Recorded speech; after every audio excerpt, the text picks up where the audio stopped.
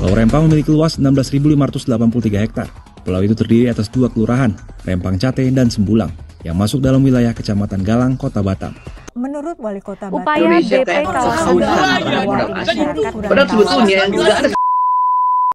Assalamualaikum warahmatullahi wabarakatuh. Shalom, Om Swastiastu, Namo Buddhaya, Salam Kebajikan, Rahayu. Selamat pagi, selamat siang, dan selamat malam untuk kita semua. Dalam video ini, kami akan menyajikan sebuah berita ekonomi politik yang beberapa waktu lalu cukup membuat kontroversi, yaitu kasus Pulau Rempang cederai amanat konstitusi Undang-Undang Dasar 1945. Konflik ini terkait dengan konflik lahan warga dan pembangunan kawasan industri oleh pemerintah, perusahaan, dan investor. Konflik bermula ketika pemerintah berencana mengembangkan proyek Eco City di Rempang, Batam, Kepulauan Riau. Proyek ini mengharuskan relokasi sebagian warga setempat. Proyek yang mengakibatkan konflik ini melibatkan beberapa pihak, yaitu pemerintah, PT Makmur Elok Graha, BP Batam, dan masyarakat setempat yang terdiri dari beberapa kelompok masyarakat adat. Masyarakat setempat telah mendiami Pulau Rempang selama lebih dari 200 tahun. Namun, pada tahun 2001 sampai 2002, pemerintah memberikan kepada PT Makmur Elok Graha untuk menggunakan lahan melalui izin hak guna usaha atau HGU. Proyek ini melibatkan relokasi bagi 3 desa, yaitu Kampung Sembulang Luhu, Sembulang Tanjung, dan Pasir Panjang. Proyek ini juga mengakibatkan isu-isu yang berkaitan dengan hak-hak adat dan kepemilikan tanah. Pasal 33 Undang-Undang Dasar 1945 mengatur tentang perekonomian nasional yang berlandaskan prinsip ekonomi kerakyatan. Pasal ini juga menegaskan bahwa bumi, air, dan kekayaan alam yang terkandung di dalamnya dikuasai oleh negara dan dipergunakan sebesar-besar kemakmuran rakyat. Kaitannya dengan konflik Pulau Rempang adalah dengan adanya pasal 33 Undang-Undang Dasar 1945, pemerintah dalam menyelesaikan konflik ini harus memperhatikan prinsip ekonomi kerakyatan dan memastikan kepentingan rakyat menjadi prioritas utama dalam penggunaan kekayaan alam yang berada di Pulau Rempang. Selain itu, pemerintah juga harus memperhatikan hak-hak masyarakat yang tinggal di Pulau Rempang sesuai dengan pasal 18B Undang-Undang Dasar 1945.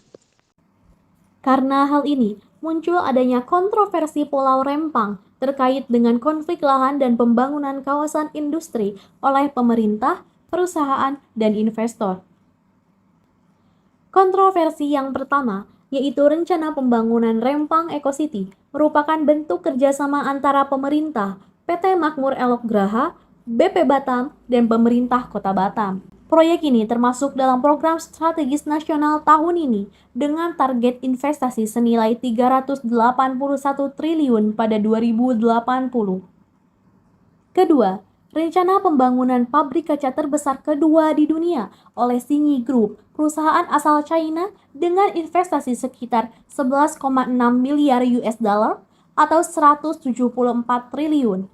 Proyek ini membutuhkan lahan seluas 7.572 hektar di Pulau Rempang yang mencakup 45,89% dari total luas pulau tersebut. Yang ketiga adalah konflik lahan. Sejumlah warga Pulau Rempang menolak relokasi karena kampung-kampung mereka memiliki makna historis yang dalam. Masyarakat adat di 16 kampung tua Pulau Rempang yang terdiri dari suku Melayu, suku orang laut, dan suku orang darat telah tinggal di sana selama lebih dari 100 tahun. Mereka merasa tidak pernah mendapat perhatian dari pemerintah pusat sebelumnya terkait legalitas tanah mereka. Kontroversi yang keempat yaitu kerentanan dan demonstrasi. Konfrontasi antara warga dan aparat keamanan mencapai puncaknya saat gas air mata ditembakkan, menyebabkan warga panik dan laporan tentang siswa sekolah yang mengalami gangguan pernapasan akibatnya. Situasi semakin memanas dengan demonstrasi warga yang menentang pengukuran lahan. Kontroversi kelima yaitu hak asasi manusia. Konflik di Pulau Rempang juga menyoroti hak asasi manusia, khususnya hak guna usaha yang diberikan pada sebuah perusahaan atas tanah Batam. Kontroversi keenam, kesepakatan dan kompensasi. Kepala BP Batam, Muhammad Rudi, menyatakan pemerintah menyiapkan rumah tipe 45 senilai 120 juta rupiah dengan luas tanah 500 meter persegi untuk masyarakat yang terdampak relokasi. Kontroversi yang terakhir yaitu perspektif filsafat hukum. Konflik Pulau Rempang menjadi sorotan di dunia maya karena kericuhan antara aparat kepolisian dan warga setempat, serta kesalahpahaman antara masyarakat adat di Pulau Rempang dan pemerintah mengenai hak-hak asasi manusia. Ada beberapa solusi yang dapat dilakukan oleh pemerintah untuk meredakan konflik ini. Yang pertama, mendengarkan semua pihak. Pemerintah perlu mendengar suara warga, baik yang menolak maupun mendukung proyek ini, serta mendengarkan point of view dari perusahaan yang akan mengelola Pulau Rempang. Yang kedua adalah mediasi, dengan menghadirkan pihak ketiga untuk membantu menyelesaikan permasalahan ini. Kemudian yang ketiga, penelusuran wilayah tanah adat masyarakat. Penelusuran tempat-tempat yang dianggap sebagai wilayah adat masyarakat agar tempat tersebut tidak terkena dampak penggusuran pembangunan Rempang Eco City dan pabrik kaca asal Tiongkok. Yang keempat, tidak memindahkan warga keluar Pulau Rempang. Pemerintah dapat membangun permukiman sementara atau rumah susun bagi warga masyarakat yang rumahnya tergusur akibat pembangunan ini. Kemudian yang terakhir, membuka lapangan kerja baru bagi masyarakat. Pembangunan Rempang Eco City dan pabrik kaca pastilah membutuhkan tenaga kerja baru baik saat proses pembangunan maupun saat tempat tersebut berjalan. Maka dari itu, pemerintah dapat bekerjasama dengan pihak-pihak terkait untuk membuka lapangan kerja bagi warga. Peran dan pandangan mahasiswa ilmu politik tergantung pada persepsi masing-masing di kasus ini. Yang pertama, mendukung keputusan Bapak Presiden Joko Widodo. Karena pelaksanaan proyek industri dan investasi ini meningkatkan ekonomi dan sosial jangka panjang, mengingat proyek ini di kawasan industri, perdagangan, dan kawasan wisata. Yang kedua, mendukung tindakan DPR yang ingin mengingatkan Jokowi tentang pasal 33 Undang-Undang Dasar 1945. Karena di pasal 33 ayat 1 Undang-Undang Dasar 1945 jelas menyebutkan bahwa investasi untuk perekonomian disusun sebagai usaha bersama atas asas kekeluargaan dan melindungi tumpah darah Indonesia. Namun di sini, bagi warga Rempang, investasi ini justru merugikan. Dan apa yang dilakukan warga adalah sebuah usaha agar warga Rempang tidak kehilangan sejarah dan kenangan atas tanah leluhurnya akibat pengembangan kawasan industri dan investasi. Yang ketiga ada kritik terhadap kedua belah pihak. Mereka berpendapat bahwa perdebatan seharusnya tidak melalaikan kepentingan masyarakat di Rempang dan menekankan pentingnya menemukan solusi yang bijak dan adil. Peran mahasiswa yang dapat dilakukan. Berdasarkan fenomena konflik ini, mahasiswa diharapkan bisa menilai, mengkritik, dan juga menanggapi hal ini dengan serius. Dengan kita berpikir kritis, kemudian angkat suara terhadap isu ini, secara tidak langsung sudah menyadarkan pihak-pihak lain untuk cerdas dalam menghadapi isu-isu yang ada. Dilihat dari keilmuan administrasi publik, yang tujuannya untuk memberikan pelayanan yang efisiensi, transparansi, serta keadilan terhadap masyarakat. Menurut kami, kasus Rempang Eco City ini sangat tidak mencerminkan tentang bagaimana peran pemerintah dalam mewujudkan tujuan dari pembangunan nasional. Tujuan pembangunan itu sendiri untuk mensejahterakan warga negaranya. Namun dalam kasus ini dapat dilihat bahwa terjadi konflik antara masyarakat dengan aparat keamanan negara yang dimana hal ini terjadi karena kurangnya sosialisasi dan transparansi dari pihak pemerintah. Peran pemerintah dalam pengambilan kebijakan suatu wilayah yang ditetapkan sebagai proyek strategis nasional itu dilakukan secara tertutup dan tidak partisipatif. Sementara di wilayah ini yang dijadikan proyek bukan tanah yang kosong, tetapi di atas tanah tersebut ada hak-hak yang berdiri di atasnya, yaitu terdapat pemukiman warga, perkebunan, serta sumber-sumber mata pencaharian warga. Masyarakat Rempang banyak dirugikan atas proyek ini.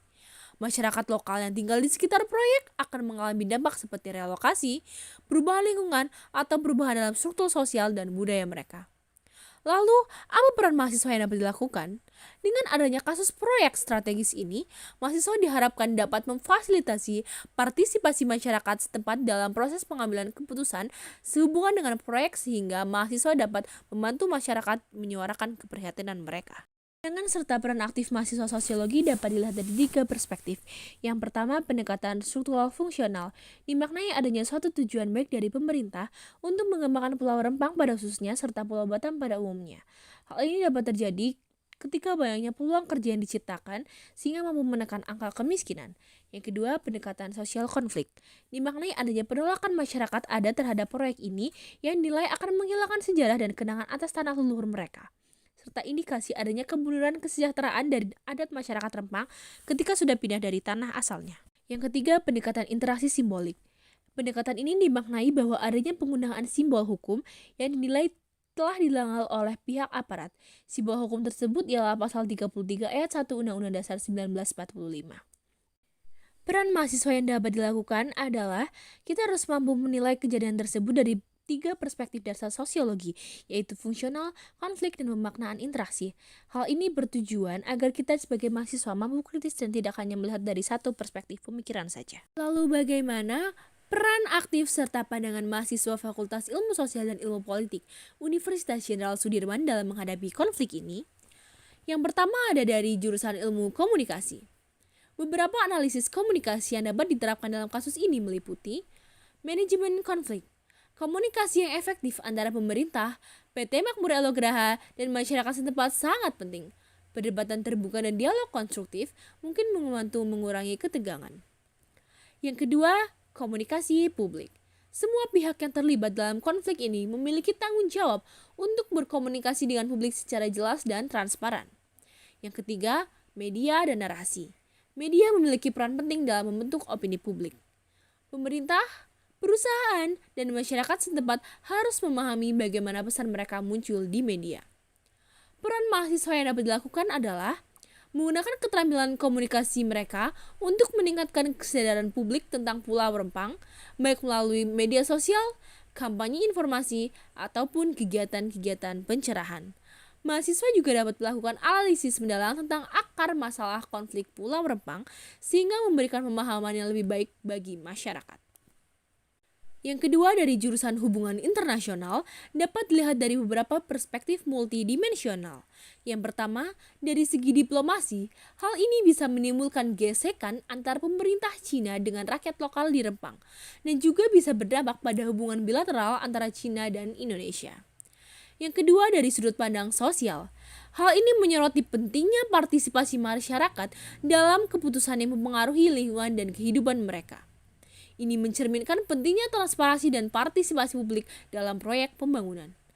Ketiga, dalam ranah ekonomi, konflik semacam ini bisa berdampak pada investasi baik dari dalam maupun luar negeri karena ketidakpastian dan resistensi terhadap proyek yang dijalankan.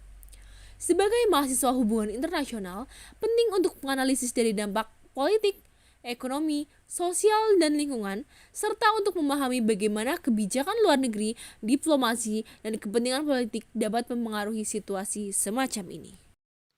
Sebagai generasi penerus bangsa, kita sebagai mahasiswa memiliki peran penting dalam mengimplementasikan nilai-nilai Pancasila sebagai konsensus dasar negara Indonesia. Mahasiswa memiliki potensi dan kemampuan untuk menjadi agen perubahan atau agent of change yang dapat membawa Indonesia menjadi lebih baik. Ada beberapa peran aktif yang bisa dilakukan oleh mahasiswa dalam mengimplementasikan nilai-nilai Pancasila. Pertama, menjadi teladan dalam kehidupan sehari-hari. Mahasiswa dapat menjadi teladan dalam kehidupan sehari-hari dengan menerapkan nilai-nilai Pancasila dalam sikap dan perilakunya. Misalnya, dengan bersikap toleran terhadap perbedaan agama, ras, suku, dan budaya. Mematuhi peraturan perundang-undangan yang berlaku, serta menghargai bendera merah putih dan lagu kebangsaan Indonesia Raya. Yang kedua, menyebarkan informasi dan pemahaman tentang Pancasila. Mahasiswa dapat menyebarkan informasi dan pemahaman tentang Pancasila melalui berbagai media, seperti media sosial, forum diskusi, maupun kegiatan sosial. Hal ini penting dilakukan untuk meningkatkan kesadaran masyarakat tentang pentingnya nilai-nilai Pancasila. Yang ketiga, berperan aktif dalam kegiatan-kegiatan yang mendukung nilai-nilai Pancasila. Mahasiswa dapat berperan aktif dalam kegiatan-kegiatan yang mendukung nilai-nilai Pancasila, seperti kegiatan sosial, kegiatan keagamaan, maupun kegiatan kemasyarakatan. Kegiatan-kegiatan ini dapat membantu mahasiswa untuk mengamalkan nilai-nilai Pancasila dalam kehidupan nyata. Adapun beberapa contoh konkret peran aktif mahasiswa dalam mengimplementasikan nilai-nilai Pancasila. 1. Mahasiswa mengadakan kegiatan bakti sosial di daerah terpencil untuk membantu masyarakat yang membutuhkan. 2. Mahasiswa mengadakan kegiatan dialog antar umat beragama untuk meningkatkan toleransi dan kerukunan umat beragama. 3. Mahasiswa mengadakan kegiatan kampanye anti korupsi untuk meningkatkan kesadaran masyarakat tentang pentingnya nilai-nilai kejujuran dan keadilan. Pemahaman dan pengamalan nilai-nilai Pancasila oleh seluruh komponen bangsa Indonesia, termasuk mahasiswa, merupakan kunci untuk menjaga persatuan dan kesatuan bangsa Indonesia. Mahasiswa, sebagai generasi penerus bangsa, memiliki peran penting dalam mewujudkan hal tersebut. Demikian video singkat dari kami, kurang lebihnya mohon maaf. Wassalamualaikum warahmatullahi wabarakatuh. Selamat pagi, selamat siang, dan selamat malam untuk kita semua.